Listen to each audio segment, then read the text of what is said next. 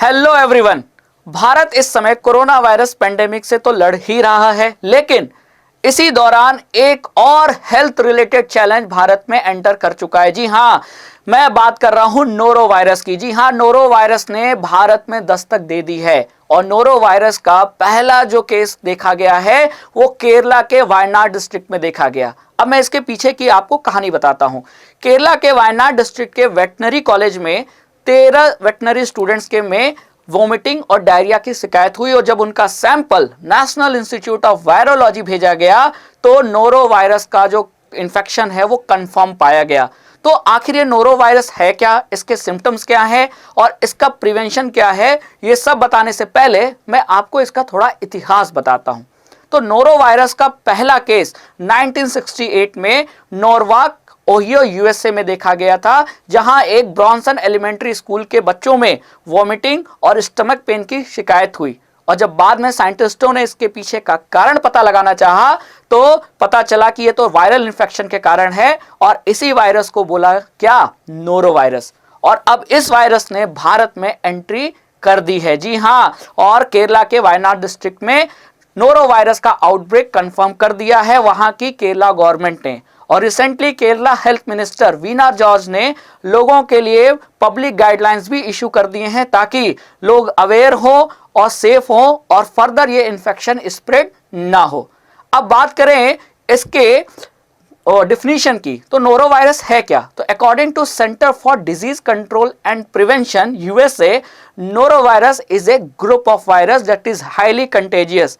और इस noro virus के इन्फेक्शन के कारण अगर हम सिम्टम्स की बात करें तो सिम्टम्स में लोगों को स्टमक पेन की शिकायत होती है, लोगों को वोमिटिंग होती है, लोगों को स्टमक पेन होता है और इसीलिए इसका एक निकनेम और है, स्टमक बग। जी हां, नोरो वायरस को स्टमक बग भी कहा जाता है और ये देखा गया है कि नोरो वायरस का इन्फेक्शन नवंबर से अप्रैल पीरियड, जब कि इंडिया में ठंडी होती है, इस समय ज्यादा ये इन्फेक्शन होता है। इसलिए इसे विंटर वोमिटिंग बग भी कहा जाता है क्योंकि विंटर में ज्यादा होता है और इसके इन्फेक्शन के कारण वोमिटिंग होता है, इसीलिए इसका एक निकनेम और है, विंटर वोमिटिंग बग।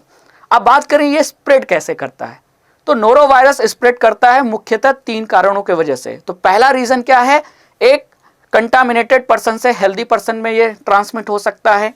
दूसरा, contaminated food and water consume करने से ये हेल्दी पर्सन में नोरो वायरस का इन्फेक्शन आ सकता है। और नोरो वायरस के जो पार्टिकल्स हैं वो अगर किसी सरफेस पे हैं और ऐसे कंटामिनेटेड सरफेस को अगर आप टच करते हैं और फिर अपना हैंड वॉश नहीं करते तो ये इन्फेक्शन हेल्दी पर्सन में हो सकता है। तो ये तो हो गई बात किसकी, सिम्टम्स की और कंटामिनेशन की। लेकिन अब बात करें कि इसके इंक्यूबेशन पीरियड के बारे में।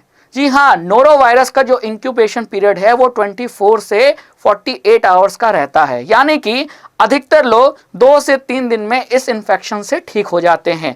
लेकिन कुछ लोगों में जहां ये केसेस सीरियस होता है वहां डायरिया की शिकायत देखी गई है, लूज मोशन की, डिहाइड्रेशन की शिकायत देखी गई है। तो वहां यह रिकमेंड किया गया है कि अगर आपको डिहाइड्रेशन होता है वायरल इंफेक्शन से तो आप ORS भी यूज कर सकते हैं।